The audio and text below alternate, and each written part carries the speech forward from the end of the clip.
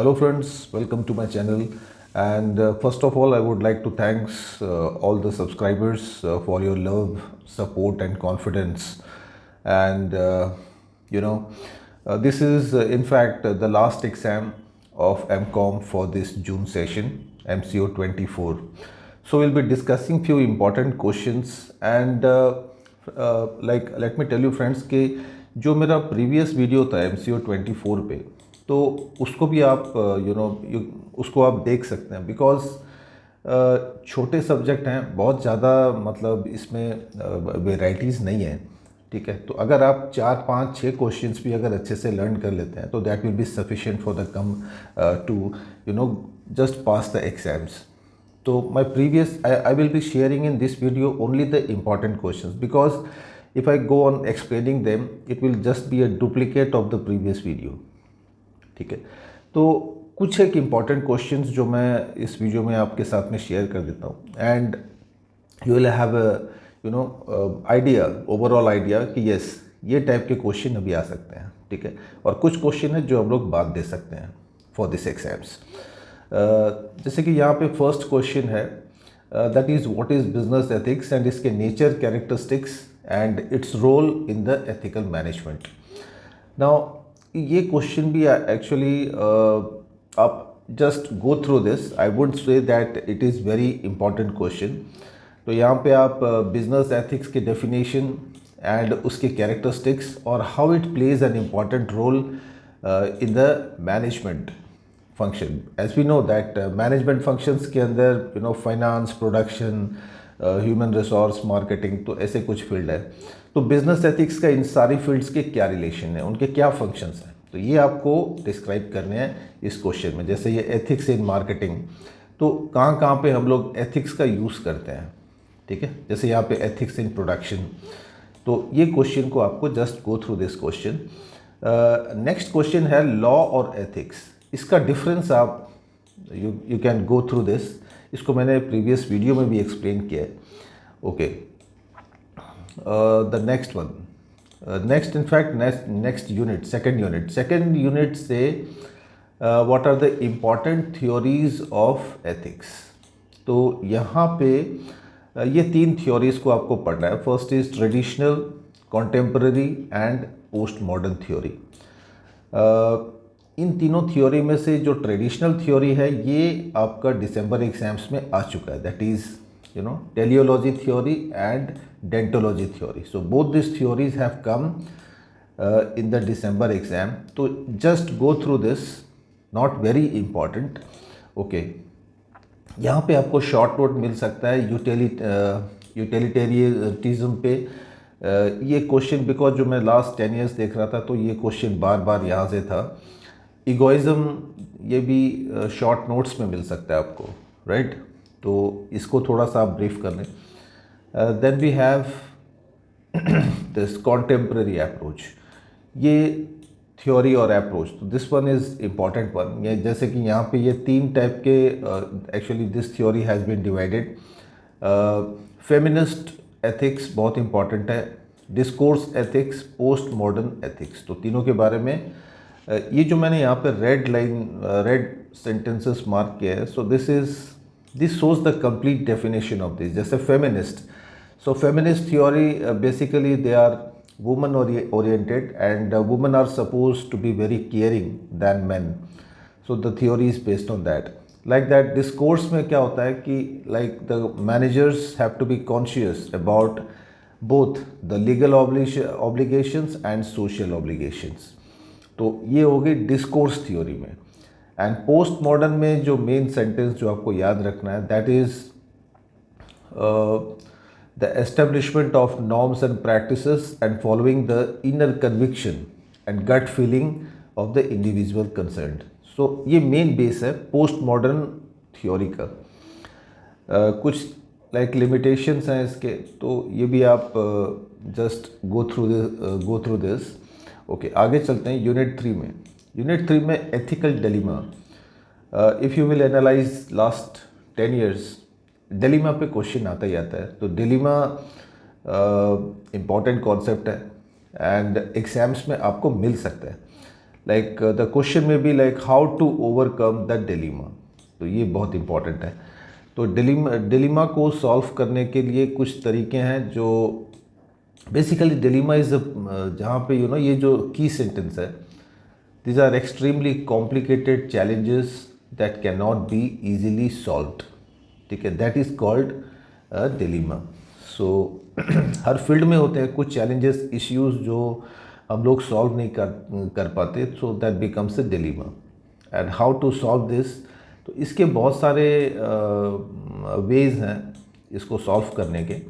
जैसे यहाँ पे दिस वन नेविगेशन व्हील, तो this is again a process of solving the dilemma, जहाँ पे this 6 wheels are there.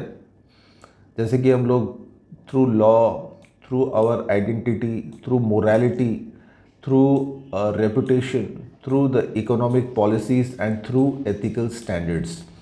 So by using all this wheels we can overcome the dilemma. तो ये सारी चीज़ों को आपको डिस्क्राइब करनी है।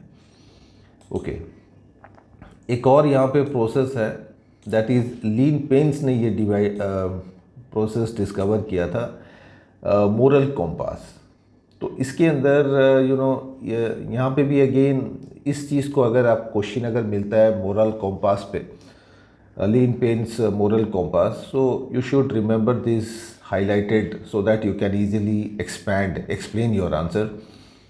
Like the first one is, will this action serve the worthwhile purpose? हमारे purpose को solve कर सकता है our action, and is this action consistent with the relevant principles?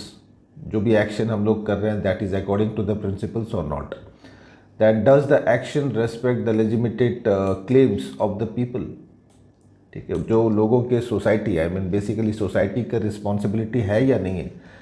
Then do you have the power to act on it? तो ये 4 moral compass के main highlighted points हैं on the basis of which you can explain your answer. Okay one more, that is the Kidder's ethical check points. So this also is one of the way to overcome dilemma. And यहाँ पे ये कुछ की sentences हैं, जैसे moral awareness should be there, and whether the concern subject matter is involved relevant or not. The concerned subject matter should consider all the relevant facts which are necessary for taking decisions, and whether the ethical issues are right or wrong, and to test for the right versus the suitable पैराडियम्स।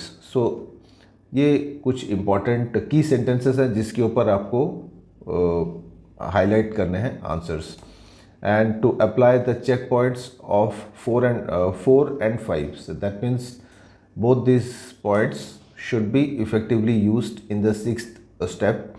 In the 7th to move beyond the dilemma to trilemmas, ठीक है, and to exercise moral imagination, and lastly following up. So this one was the Keter's ethical checkpoints. Okay, आगे चलते हैं। Unit 4, ethics in business. Business में ethics का role, and what are the general factors that affect the business ethics.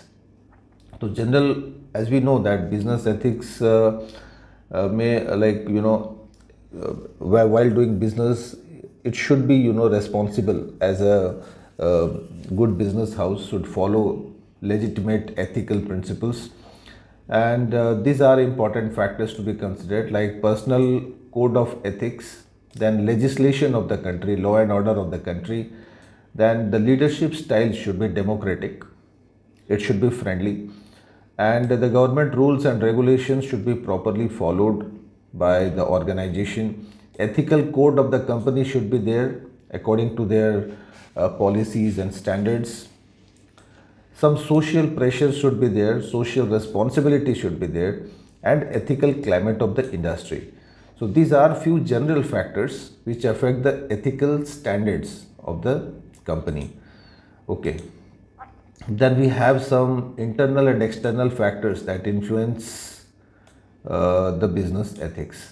In internal factors, you can write about the employees and managers, how their behavior, their ethical way of thinking, then money and resources available with the company, and the company's culture, right? So these are all internal factors that affect the business ethics. And in external factors, the economy's policies, that political and economic environment, then customers and suppliers, and we have politics and government policies. So these are few external factors which influence the business ethics. Okay. Unit 5. Unit 5 mein you should learn this question: what is CSR, that is corporate social responsibility, and what is its role in the present business, and explain the different types of corporate social responsibility. Now, protecting the interest of the society is what is known as CSR. ठीक है, society को protect करना, उनके interest को protect करना. And ये कुछ importance हैं, बहुत सारे पॉइंट्स हम लोग देख सकते हैं. जैसे यहाँ पे कस्टमर्स के डिमांड को अच्छे से परसीव कर सकते हैं. It can attract customers, it can attract good employees for the company, it can increase the sales, it can also appeal to the investors. बहुत सारे पॉइंट्स जो आप इम्पोर्टेंस में डाल सकते हैं. एंड ये कुछ इम्पॉर्टेंट टाइप्स ऑफ CSR हैं. जैसे टूवर्ड्स एनवायरनमेंट जो CSR होते हैं, like how the company is responsible towards environment. Some philanthropy CSR are there. Ethical labour practice are there, that means जो एम्प्लॉयज़ की प्रोटेक्शन के लिए, उनके लिए अच्छी वर्क एनवायरनमेंट, ये सब तैयार करना. And the company should engage itself in voluntary activities for the social welfare of the society. Next unit 6 से आप देख सकते हैं that explain the different approaches to CSR strategy. तो CSR स्ट्रैटेजी जब कंपनी डिवाइस करती है तो उसके लिए क्या अप्रोचेस, क्या स्टेप्स, प्रोसेसेस ले सकती है. First is risk and cost, because every strategy involves cost. So as far as possible it should be minimum. Then having this competitive advantage, ये बहुत इंपॉर्टेंट होता है for the sustainment of the company. Then developing reputation and legitimacy of the company, then creating value for multiple stakeholders. So these 4 approaches should be there before framing CSR strategy. Okay. Unit 7 की बात करते हैं. This is like explain the present perspective of CSR in international or global standard. And you can also write the difference between classical modern perspective of CSR. ठीक है. And CSR and international business, they are closely related with each other. And just go through this question. Okay, because I think ये question December में भी आया था. So now again, how CSR has helped to achieve sustainable development goals.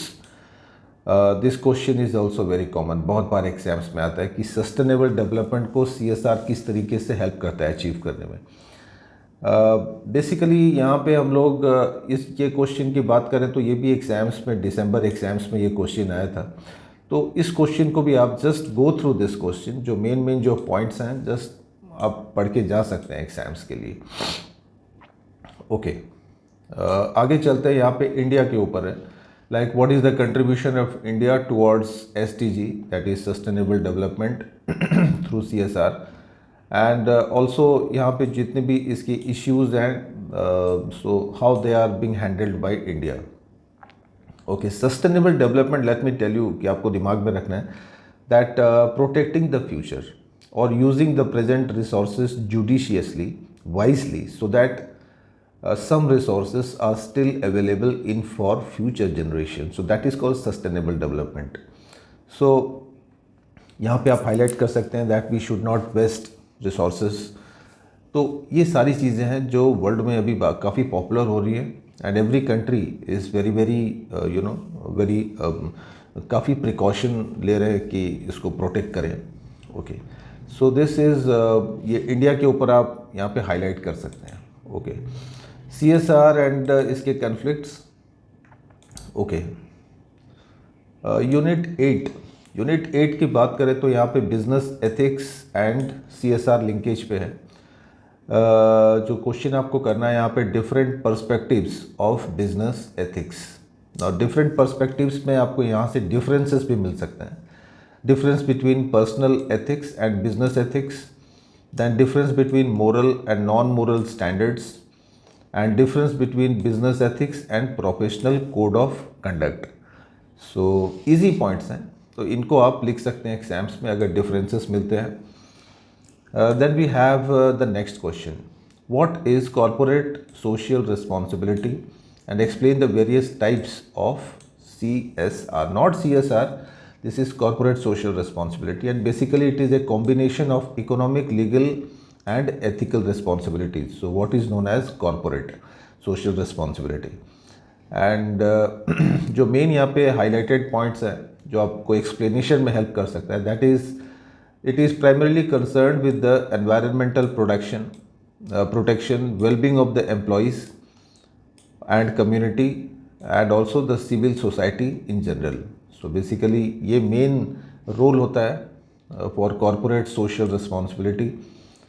Then you can also highlight these issues, ethical issues in CSR, like preventing child labor, checking the discrimination on the basis of caste, creed, sex, and maintaining the safety at workplace. Then legal responsibility under the law, that is whatever the laws and policies are there of the country, so the company should follow that. Then protect against the cybercrime violation, all these things. Okay, now these are the different types of ethical responsibilities of the business. Like it should have responsibility towards the environment. ठीक है, सबसे it's a very hot topic, and environment को protect करना, it is one of the responsibility. Then it should have responsibility towards consumers, to protect the consumers, to save the product safety. One more that is left, that is workplace challenge, that is जो workplace जहाँ पे employees काम करते हैं, so to make that place more safer, अच्छा बनाना work environment को, ताकि मजदूर लोग बहुत आराम से काम करें, उनको कोई भी परेशानी ना हो। Okay. Then the different phases of development of CSR in India, and यहाँ पे भी 4 phases में हुए हैं जो मैंने आपको पहले भी explain किए हुए हैं। तो पहला जो phase था that came in 1850 to 1940, तो जहाँ पे main इसका जो highlight करना है आपको, charity and philanthropy. That means most of the merchants, they used to donate a lot of wealth towards the construction of temples and all that. जो second phase आया था, दैट वाज फ्रॉम 1914 टू 1960। तो ये जो 40-50 साल थे, यहाँ पे बेसिकली सोशल डेवलपमेंट पे ये फेज था। एंड उस टाइम पे एज यू नो कि फ्रीडम स्ट्रगल काफ़ी इंटेंस था, and Gandhi ji was acting as a key role for that. तो सेकेंड फेज में फ्रीडम स्ट्रगल को लेके है CSR। थर्ड फेज में मिक्स्ड इकोनॉमी है जो 1960 से 80, ये जो 20 इयर्स थे। तो like more importance was given to the labour laws and all that. तो बेसिकली यहाँ पे Jawaharlal Nehru was the pioneer role, he played the important role. And last जो फेज था that is from 1980 to present. तो इस phase में सबसे ज़्यादा इंडिया में डेवलपमेंट हुआ है इन द फोर्थ फेज। तो that you can highlight in your answer. Okay, the next question. What are the different models of social responsibility operating in India? ये 4 मॉडल हैं जो हम लोग CSR फॉलो करती है इंडिया में। First is ethical, then we have statist, then liberal and stakeholders. तो ethical में यहाँ पे जो मेन जो टॉपिक मेन जो की सेंटेंस है, that is rich should provide और use wealth for the welfare of the poor. तो दिस इज़ एथिकल मॉडल, जिसको हम लोग गांधीयन मॉडल भी बोलते हैं। एंड स्टैटिस्ट मॉडल में the labour laws and management principles are all the part of corporate social responsibility. And basically जो statist model था well developed by Jawaharlal Nehru. And liberal में यहाँ पे रेवेन्यू और प्रॉफिट, बिकॉज यहाँ पे स्टेक होल्डर्स को सबसे ज़्यादा इम्पोर्टेंस दिया गया है in liberal model. So and stakeholders में welfare of the stakeholders. तो ये 4 मॉडल्स हैं जो इंडिया में कॉरपोरेट सोशल रिस्पॉन्सिबिलिटी में काम करते हैं. The next one is discuss the national voluntary guidelines on social environment and economic responsibility of business, and also highlight the main provisions of CSR in Companies Act 2013.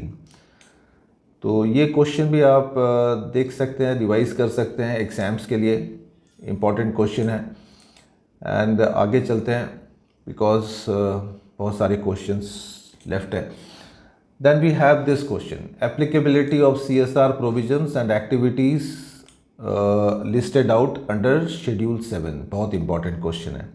ये Schedule 7 के जो main provisions हैं CSR को लेके, so ये आपको ध्यान रखना है. जैसे यहाँ पे eradicating hunger, poverty, malnutrition, promoting education, then promoting equality as India is a democratic country, then promoting environmental environmental protection programs, protection of the national heritage, so like that.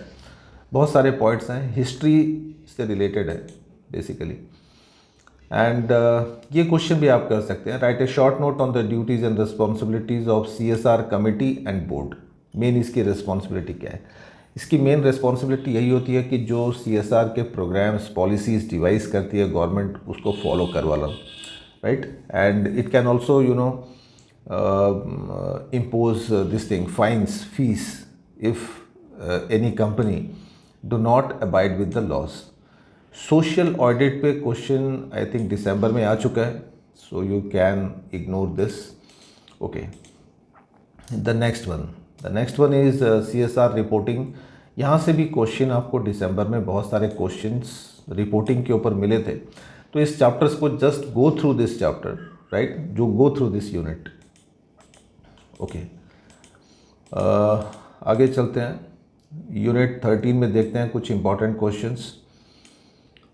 Activities specified in schedule 7. Because ये चीज़ यहाँ पे आपके CSR इस topic में 2 बार mention की हुई है. तो जस्ट नाउ मैंने आपको जो बताया था दैट 17 शेड्यूल 17 में जो है जो प्रोविजंस, तो वही सेम चीज़ है. ओके. द नेक्स्ट यूनिट के तरफ चलते हैं. ज़्यादा टॉपिक्स, ज़्यादा वेराइटी है नहीं फ्रेंड्स इसमें CSR में. So okay. Again like sustainable development में है. ये टॉपिक भी ऑलरेडी मतलब जो प्रीवियस यूनिट से रिलेटेड ही है. तो मैंने आपको बोला था स्टार्टिंग में कि अगर आप 5-7 क्वेश्चन भी अगर अच्छे से कर लेते हैं तो आई डोंट थिंक कि आपको कोई प्रॉब्लम होगा क्वेश्चन के आंसर्स लिखने में. ठीक है, ईजी है, नॉट वेरी डिफ़िकल्ट. ये कर सकते हैं आप शॉर्ट नोट के लिए. ट्रिपल बॉटम लाइन अप्रोच, जिसको हम लोग TBL बोलते हैं. एंड ये मेन सेंटेंस आपको याद रखना है. Companies should contribute to 3 bottom lines, that is for the economic, environmental and social. तो ये जो यहाँ पे ट्रिपल बॉटम लाइन है that is only based on economic, environmental and social. ये 3 चीज़ों पे कंपनी को ध्यान देना है, जोर देना है टू अचीव CSR. ठीक है. इसकी आप एक्सप्लेनेशन अपने वर्ड्स में भी कर सकते हैं. Easy one. Then we have a short note on hierarchical model of CSR. So इस क्वेश्चन को भी just go through this. And this is the last one, corporate sustainability. तो ये कुछ क्वेश्चंस हैं इस टॉपिक के जो आपको एग्जाम्स में हेल्प कर सकते हैं या फिर मिल सकते हैं. Okay friends, that's all in this video, and a very best of luck for the exams.